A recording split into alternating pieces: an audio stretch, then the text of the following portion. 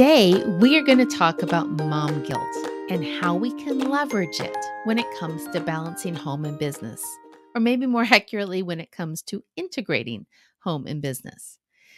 You've heard me say that every business yes can feel like a parenting no, and that's when mom guilt kicks in. Mom guilt. Okay, we know it when we feel it, but what exactly is it? Well, mom guilt, when left untamed, is an emotion that can consume us.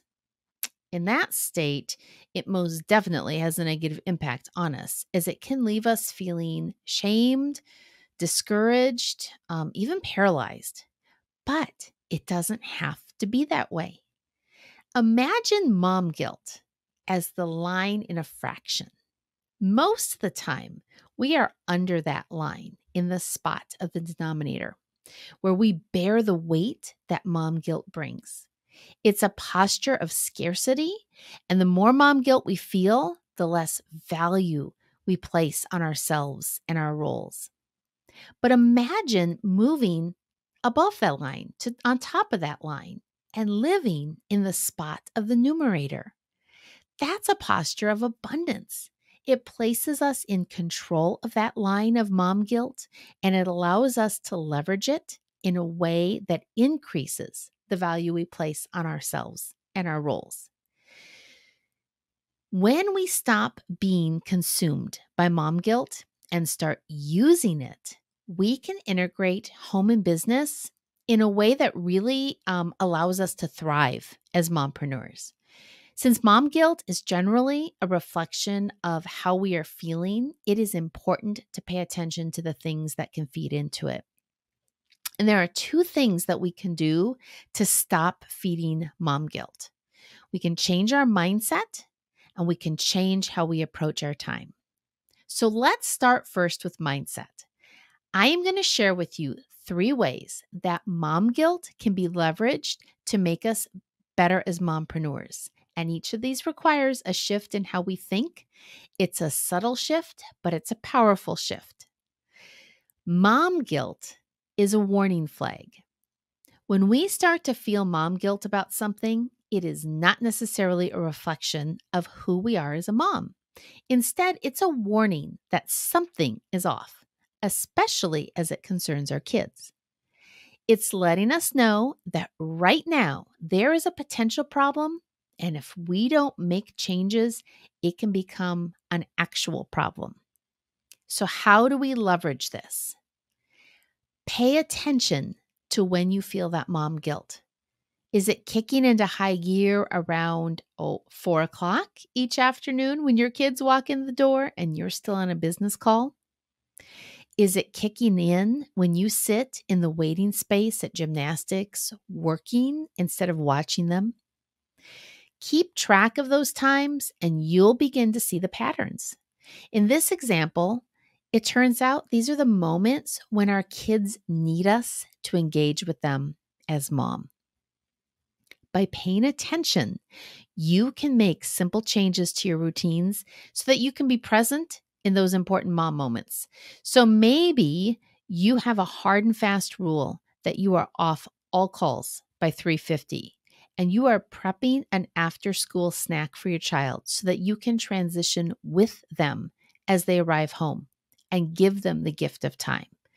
And trust me, those short minutes might not feel like a big deal right now, but they are a huge deposit in your child's memory bank.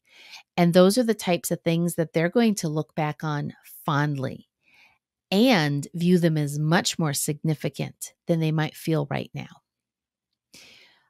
With gymnastics, maybe you decide that during the gymnastics practice, you're going to listen to that business book on audio so that you can stand at the window and watch, but still use that time efficiently. Paying attention will tell us what we need to tweak in how we approach our day so that we are hitting the most important aspects of being a mom while running a business. Second, mom guilt is a thermometer. Now, you know the difference. A thermostat sets the temperature, but a thermometer tells us what it is, right? So, similar to, but different than being a warning flag, mom guilt can be a thermometer of our own approach to integrating home and business as a mompreneur. So, just like when our kids are sick, we take their temperature to see if they are really sick or if they're just faking it. It tells us if they're healthy or not. Mom guilt can clue us in on how things are going. So, if we're feeling a lot of mom guilt, something may be no longer functioning in a healthy way and it needs to be addressed, especially as it pertains to our own selves. So, how do we leverage this? Well, just like with the warning flag, we pay attention. Are we getting enough sleep, drinking enough water, exercising, delegating the things that we don't need to be doing? What is it that mom guilt is letting us know is not functioning in a healthy manner? Taking the time to think that through is going to let us know what we need to change or shift into a higher priority. Do we need a water bottle to carry with us? Or do we have to come up with a plan so that we can be in bed by 9:30 every night? Or do we simply have to sit down and have a family meeting and rework the distribution of chores? Paying attention will help us ensure that we're ready to be our best for our family and our clients. And thirdly, mom guilt is a motivator.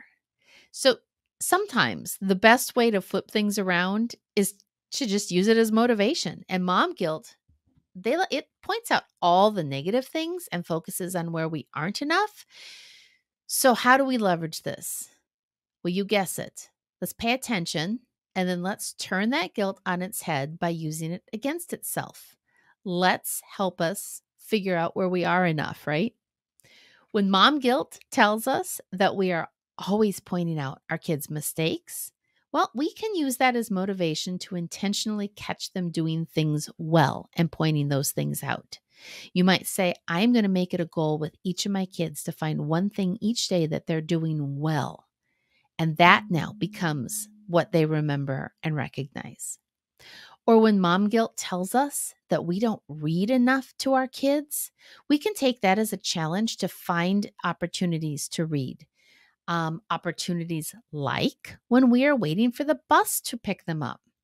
Imagine reading with them at the bus stop and the natural cliffhangers that the approaching bus is going to create in that story. It'll be memorable.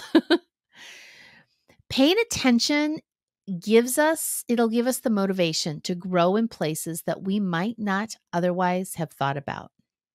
But the bottom line is this: mom guilt, when left unchecked, can rob us of so many things. So by stepping over that line and flipping the equation, we can rob it of its power over us. So responding to mom guilt by seeing it as a warning, a thermometer, and a motivator is great.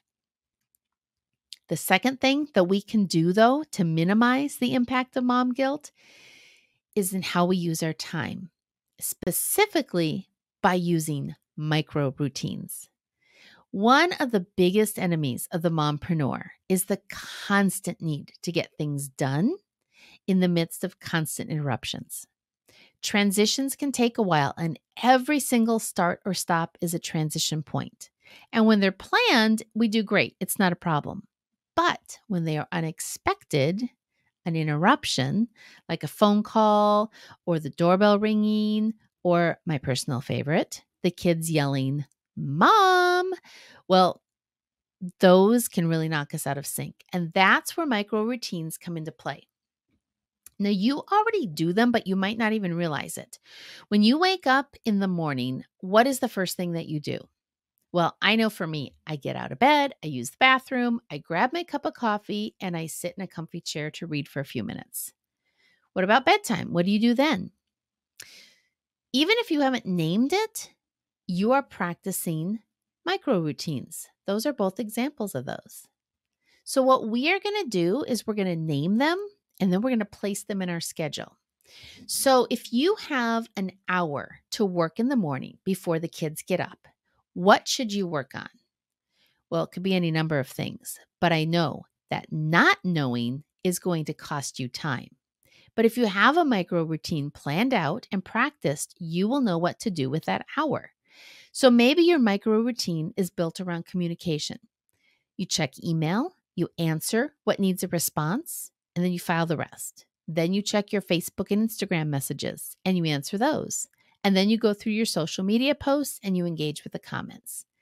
Staying focused with this micro routine means that you are going to stay on top of your communication and start your day without surprises. It's not going to be noon when you realize, oh, shoot, I should have answered that email. You did it. You did it already. Or maybe your micro routine is built around tracking your goals. So over lunch on Thursdays, you take 15 minutes to review your plans, your plan to achieve your goal. You adjust anything that needs to be adjusted, and you move forward with the progress that you're making and the realignment that has happened. The thing is, we teach our kids to do this already. When they clean the bathroom, that's a micro routine. They have a specific list of what has to be done in order to accomplish the task, what they're supposed to be doing during that time. And over time, micro routines become habits. But a key difference between a habit and a micro routine is that we document the micro routine with a checklist. And why do we do this? For consistency and adaptability. When we have a checklist, we can make sure that nothing is left to memory. And that alone lifts a burden, but it also gives us a consistent result every single time. You've probably noticed that there's many restaurants that do this to ensure that no matter who makes something, you have a consistent experience whenever you order. Now, our local Chinese place does not do this, and the same dish ordered 3 times will be 3 different experiences. But when it comes to consistent productivity, this is not the time for creativity. But sometimes we'll notice that things change. So when we moved homes, our chores needed to be adapted to the new space. And by having a checklist, instead of starting all the way over, we simply were able to go through that checklist and change a handful of things, just 2 or 3 things that needed to be adapted to the new space. And then the routine continued on almost without missing a beat. Placing the micro routines into your day is going to give you the structure around which to build your work. You will know what is happening when, and this is going to leave you the space then for the other things that your business requires: the creating, the connecting, the serving. So take that mom guilt and flip the equation by putting it to work for you. Now, some of the mompreneurs listening are going to hear this and they're going to know exactly what they need to do to move forward. But most mompreneurs, and maybe you're one of them, are thinking, oh, this is great, Jen, but I don't even know where to start. I'm right there with you. We can be our hardest customer because we are just too close to see things with a proper perspective. But I have some good news. I'm kind of excited about this. This Mom Knows is rolling out a coaching program, and it will be an opportunity for you to have space to process through, focus on your specific situation, challenges, and goals as a mompreneur. Things with home, things with work, and I can work with you on finding and implementing the solutions that are going to help you focus your time and grow your business. So if that sounds good to you, then I invite you to join the coaching waitlist. Hop on over to thismomknows.com, and at the bottom of the homepage, you can add your name to the waitlist to learn more as this program rolls out in a few weeks.